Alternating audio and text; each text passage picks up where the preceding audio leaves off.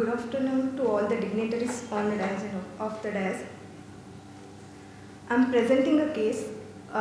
Charan, 17 years old male student hailing from Bangalore, presented with chief complaints of swelling of left cheeks and mild swelling of upper lips since 2 years.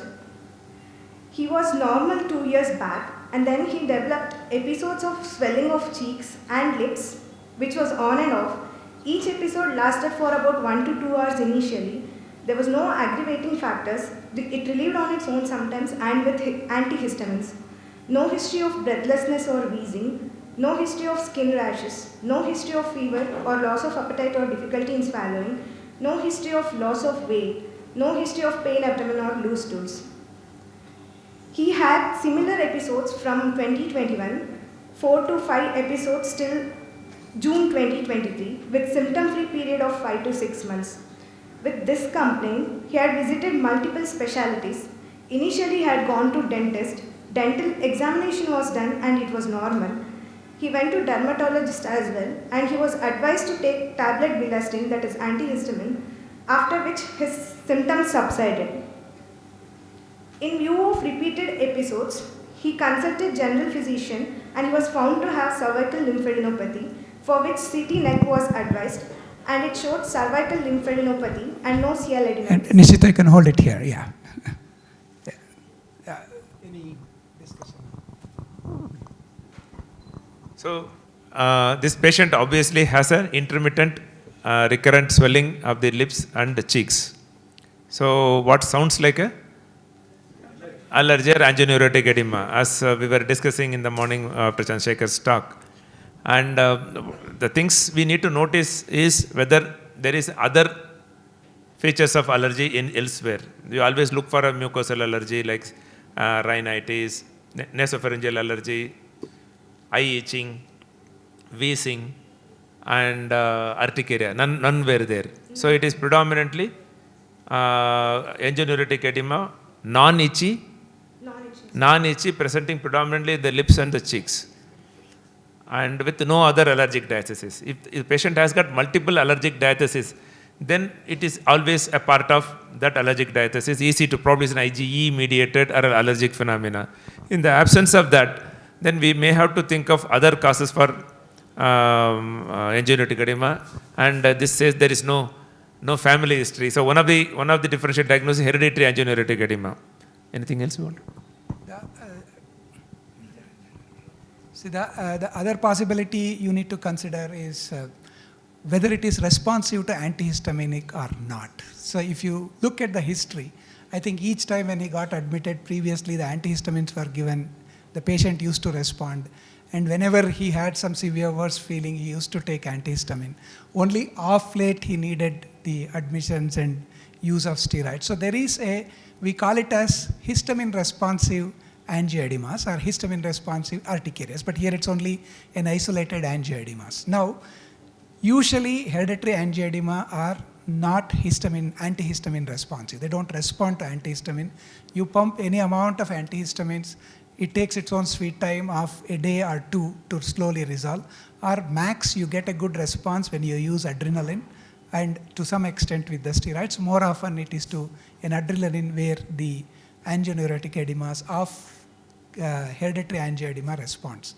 So in this case, the confusion is the clinical picture looks like a possible hereditary angioedema, but what is odd in that is the response to the antihistamines. And adding to that, the family history was negative. That's where we are. And as to have a history, how fast he responded, did he really respond, or after 1 or 2 days he became all right on his own? So sometimes he immediately responded and gradually the response decreased. Initially he used to respond fast. The question is, it responded by itself and not due to the drug. Not due to the So that's always a possibility. If it takes 1 or 2 days to go, then it is probably a spontaneous resolution rather than antihistamine response. So a dramatic quick response, you take it within half an hour, 1 hour, it settles down. Steroid with steroid or antihistamine. Then we would consider like histamine responsive rather than non-histamine responsive. Go ahead if you have anything more to say. If the swelling is due to insidious onset, it may be due to some food allergy or so. because I have seen in my practice that one person with the history of taking peanuts also kadlebede antaralla, kadlebede also vadaga antaralla, unknowingly if he takes that, he used to get the swelling of the lower lips and also the itching sensation, and it used to go with only low dose of antihistamines. Yes, that's very typical. That is very typical of histamine related. It's a food allergy. It's allergy to few food components, and they respond very well to, and it's itchy, and it comes with urticaria. Yeah, it's an angioedema here. Breathlessness is also. Yes, that is a very typical anaphylaxis, mild anaphylaxis or a severe anaphylaxis. That is very clear. That is an allergy, and that should be. These are the patients who would probably require to carry a adrenaline injection all the time. So that potentially it can be life saving, and this patient probably doesn't fit into that category. So we'll see what she has to take. Just one more point. Maybe there is a clinical clue to mast cell mediated or histamine mediated allergy versus angioedema. That itching will be there in the histamine mediated or mast cell mediated. So I think the peanuts person, he had a itching. Yeah, so that is a mast cell mediated. If it is angioedema, which may be bradykinin mediated, there may be no itching.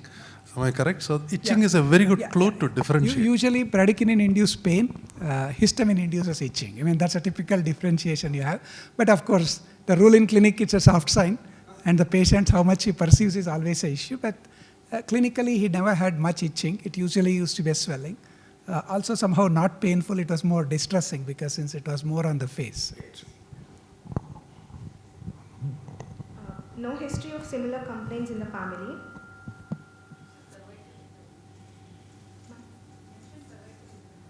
Yeah.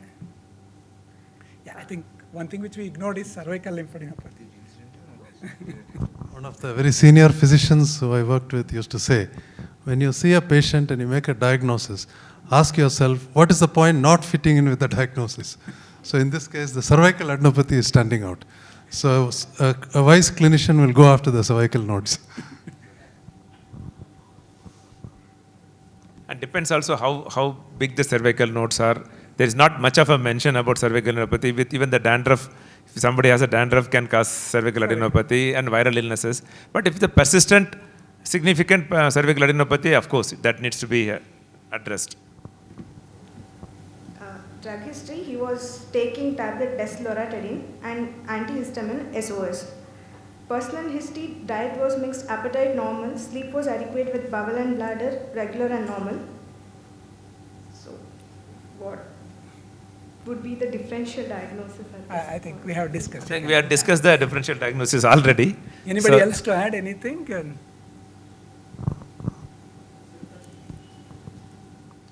So if it is a female with any other, sometimes we may consider autoimmune angioedema, which is again not very itchy. Allergic angioedema can be very itchy, and autoimmune angioedema can be painful sometimes. Urticaria can be painful, autoimmune urticarias. So hereditary angioedema can be painless and can resolve on its own. So here probably the first one is unlikely. The second is and third are definitely possible. And being a male, probably autoimmune angioedema will be little less likely.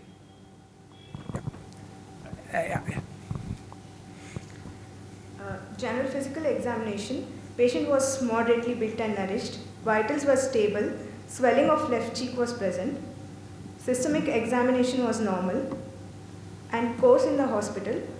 Patient visited our hospital in June 2023 with the above complaints. Investigations were done. HP was 14.5 with total counts 5,990, platelet 1.93, ESR and CRP 7 and 8.2, which are all normal. Then ANA was also negative with RF less than 20, that is negative, with TFT normal, and serum IgE levels were 88.7. That's also normal, isn't it? It was normal. It is normal. He was started on antihistamines along with that steroids, Predmet 6 mg in tapering doses for 4 weeks, along with tablet HCQS 200 mg. After this, anti-TPO and anti-TG was done. It came out to be normal along with the complements levels. That also came out to be normal. Why did you do anti-TPO? After adding this steroid, next No, no. Why should you do anti-TPO and anti-TG in a patient with suspected allergic urticaria or whatever? angioedema and autoimmune thyroiditis Yes. can be a cause. Autoimmune thyroiditis, when I don't know, I don't know the statistics. Up to 30-40% of the patients who presenting with chronic urticaria may have autoimmune thyroiditis. So that's worth looking at. But somebody coming to you with recurrent urticaria, but may not be in this kind of a scenario. So we look for IgE, and we also look for autoimmune thyroiditis. Even if the TSH is normal, sometimes it helps. Yeah, I think, few of the clues to think of a possibility of autoimmune angioedemas or autoimmune diseases is, one is to look for ANA, rheumatoid factor. They are not directly responsible or explains the possibility, but they just gives a clue that there is some element of autoimmune process is going on. ANA serves as a marker for an autoimmune process, but not directly may or may not be responsible. Similarly, we have anti-TP, anti-TGO. There is a confusion with reference to TPO antibodies. They can directly be responsible for the development of both angioedema and urticarias, and also could be a marker of a coexisting autoimmune disease. It's worked on both the sides. So that's why in a scenario like that, where we are stuck here, because IgE is normal, it's a histamine responsive, complement levels are normal. So if it is complements are low, probability we could have still consider a possibility hereditary angioedema, because their C3, C4 gives you a clue. Usually C4 is low than the C3, and very unusually both C3, C4 could be low. That suggests a possibility of C1 inhibitor deficiencies. So those were normal, and in most of the screening they were normal. So, and it is antihistamine responsive. As I said, antihistamine responsive we consider more to be allergic, possibly autoimmune. We, because of the limitation of further exploring the tests, we just put him on hydroxychloroquine, antihistamine, and we watched if things resolves. We need not, but things went further because no response. Then we took for TPO, TG, negative, and complements we reassessed, they were normal. Proceed further. In August 2023, patient got admitted in view of worsening of symptoms after tapering the steroid dose. At that time, he was given injection hydrocortisone 100 mg IV along with adrenaline, and further evaluation was done. C1 inhibitor levels and functional assay was done, and the results were normal. So it made us to dig into C1 inhibitor, though it was normal, because C3, C4 are low only in a very, say around 70 to 80%. You can have still 10 to 20% of the patients with normal C3, C4. Since he required adrenaline and it was repeatedly happening in the same location, we thought to exclude the C1 inhibitor levels. We just did the C1 inhibitor level, both qualitative and quantitative assays, both happened to be normal. So after a month, he had persistent symptoms, so he was admitted again.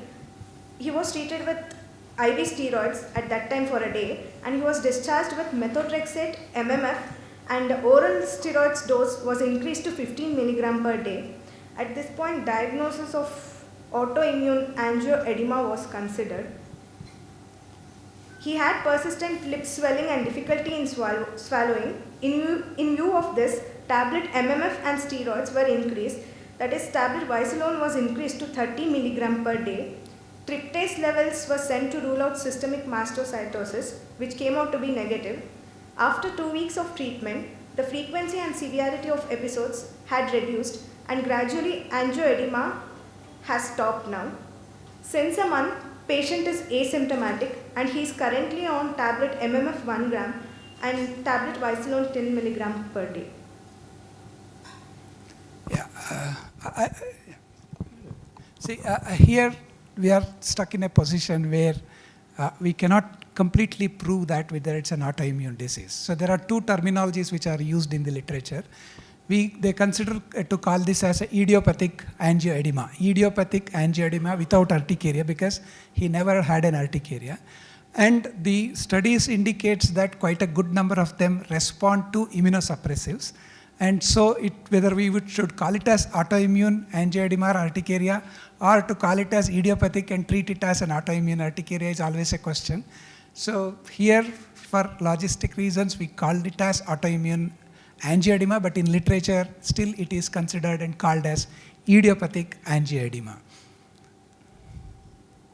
Sir, can IgG4, can you do a biopsy of the lymph node to think, can you think of IgG4 spectrum disorders in this condition? Usually, IgG4 spectrum disorders don't persist with angioedema. It's usually a fibrotic disease. But your history of atopic and allergic accompanying with IgG4 spectrum. Yes, yes. There, see, we use a IgG4 spectrum disease as per the current definition is only if there is fibrosis and the regional infiltration of the plasma cells, so which have IgG4 staining positivity.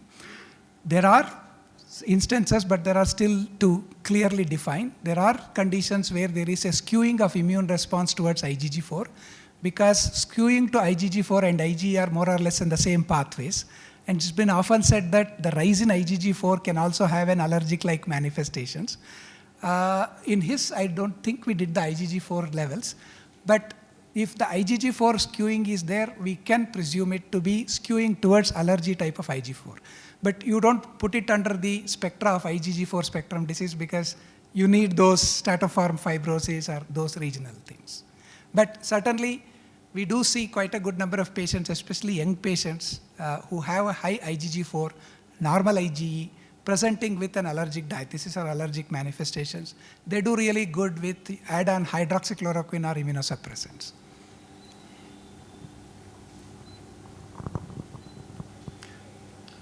These were the images before treatment and after treatment. Coming to discussion on angioedema. Angioedema is swelling of dermis, subcutaneous tissue, mucosa and submucosal tissue. Angioedema can be classified as mast cell mediated and bradykinin mediated. Again, in mast cell mediated, we have IgE mediated reaction from direct contact with allergen and direct mast cell activation from non-specific agent, and NSAID hypersensitivity and idiopathic, possibly secondary to complement activation. Coming to bradykinin mediated, hereditary angioedema, that is C1 inhibitor deficiency or factor 12 mutation, acquired angioedema with C1 inhibitor deficiency or acquired angioedema from ACE inhibitor. Signs and symptoms, usually it is self-limited with asymmetric distribution. Onset is usually from minutes to hours. Non-positional and non-pruritic edema. It involves area with loose connective tissues like lips, eyelids, larynx, extremities, genitalia and bowel wall. It can be associated with other signs of allergy or anaphylaxis.